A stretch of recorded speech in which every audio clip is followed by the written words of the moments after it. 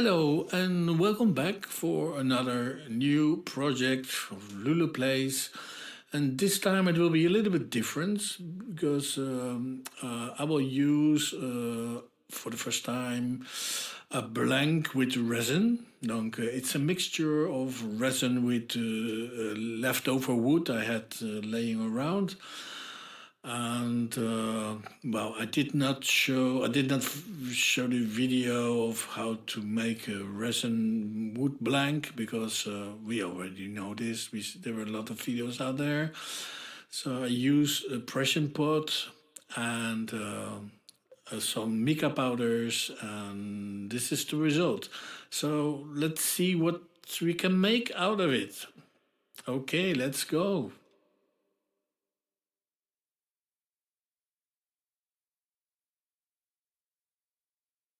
So we'll start off with the blank in between centers, and to round it off, flatten a little bit the surfaces, and after I will turn it around and try to make a tenon on it to hollow it out later on.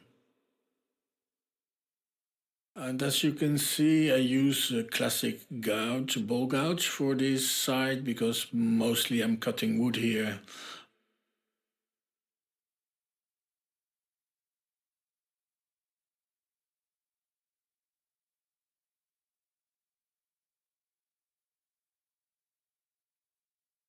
And here it's time to switch over to a carbide cutter we use mostly for cutting resin.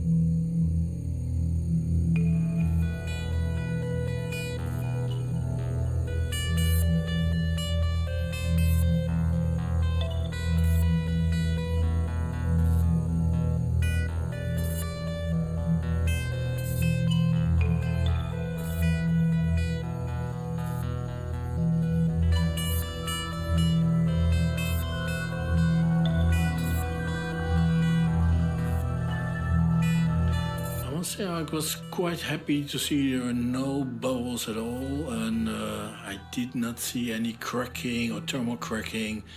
I'm really glad with this kind of resin. It was long to dry, 3 days, but it's a very good deep pore resin.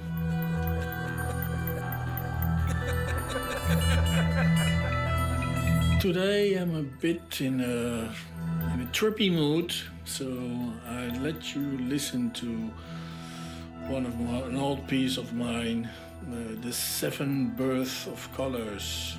I hope you can enjoy. It's a little bit trippy though. And if you don't like the music or my voice, well, you can activate these English subtitles and just put the audio on mute.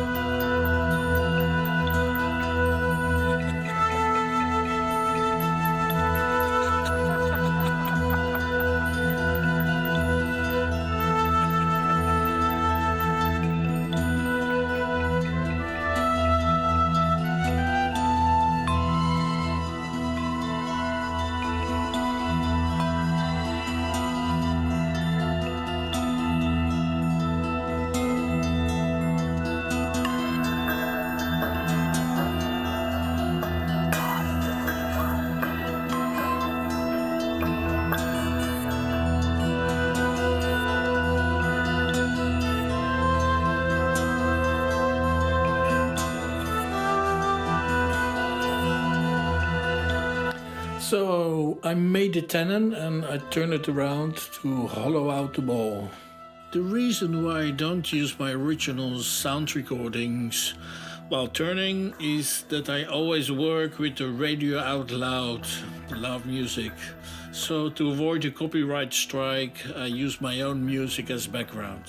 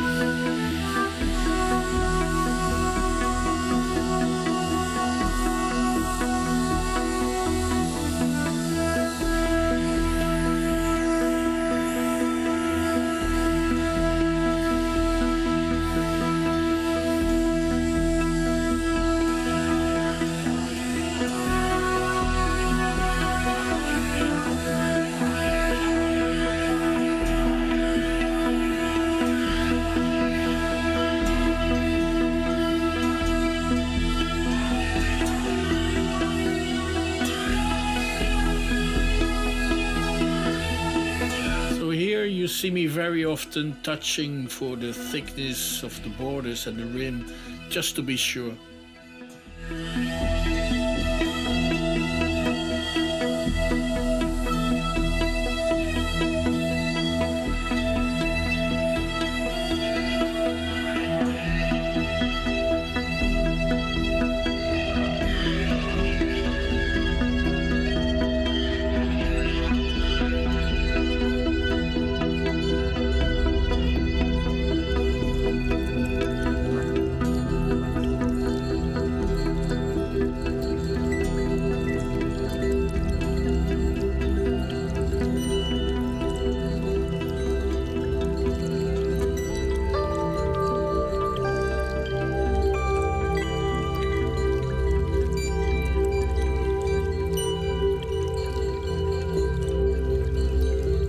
So the shaping is done, and now I send the in and outside of the ball from 120 up to 400 grit.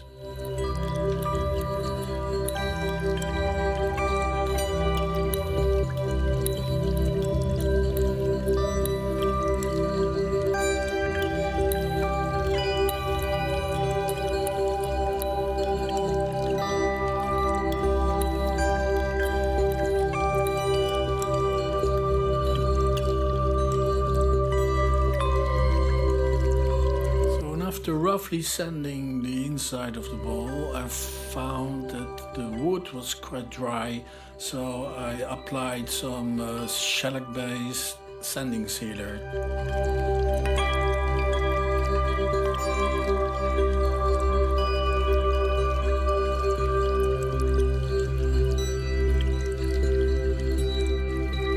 And next, I applied some home-based polishing powder or paste to make the piece really shiny. And after I have to turn it around in cold, I think it's cold gels, call it, to get rid of the tannin.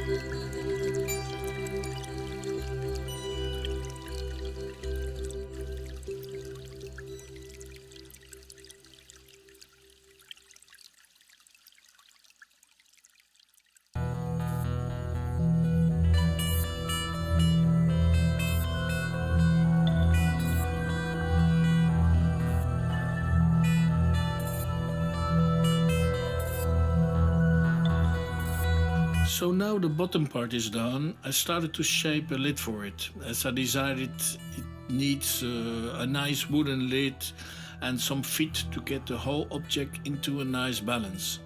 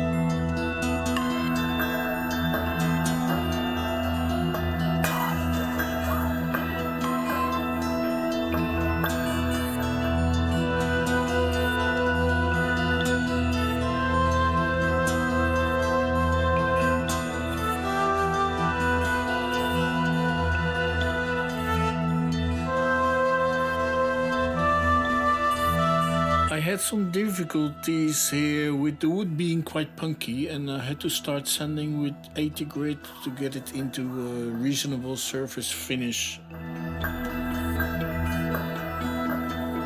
I also used quite some sanding cedar to fight the punkiness. And I'm really sorry for the overexposed shot, as I forgot to turn off my LED spotlight. That makes the video recording very exposed, sorry.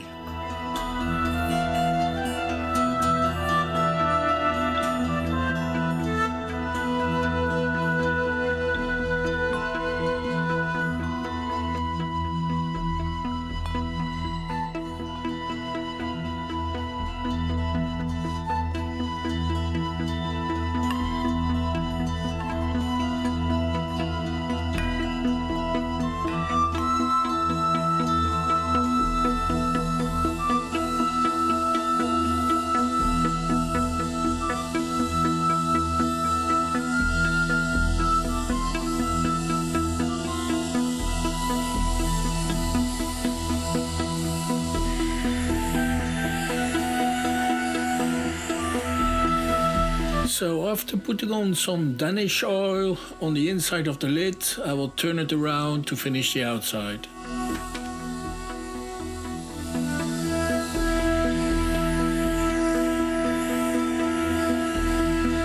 I was going for a sort of Chinese or Eastern looking shape for this.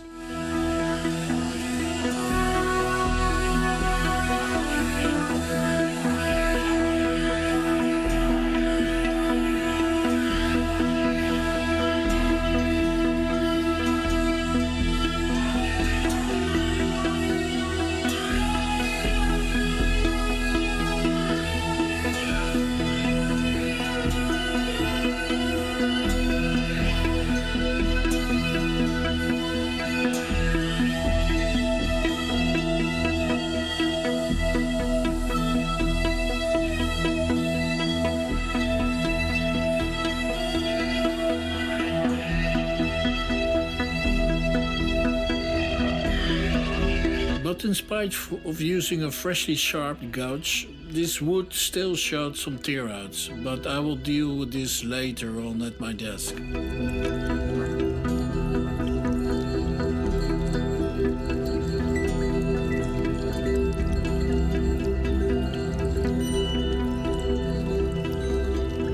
This is what the French call une cache-misère, or a cover-up in plain English, so to speak. Hiding the imperfections with some nice texturization.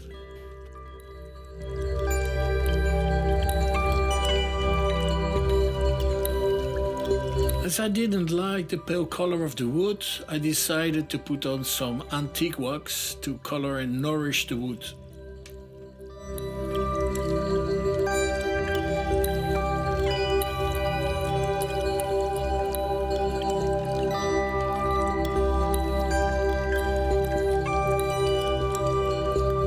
And of course, now it's time for some making up with mica powders to give it some identity.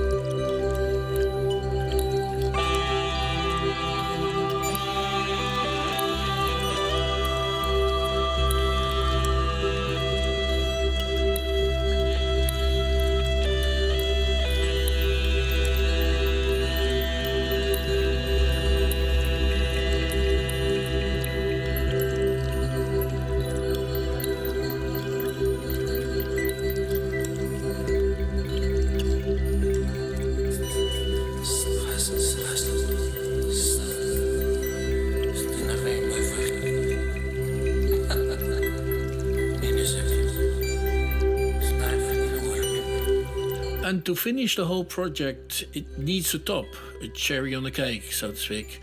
So I carved out a little half moon-like top out of oak wood.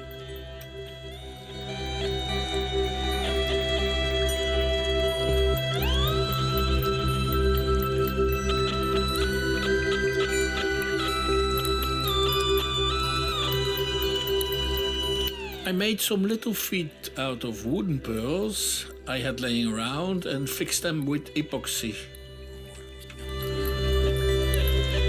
And there it is, the final object I later on called Tribalo, as the whole look of it made me think of some tribal vibe in it. What do you think? Feel free to leave your comments below. Thank you for watching. See you later.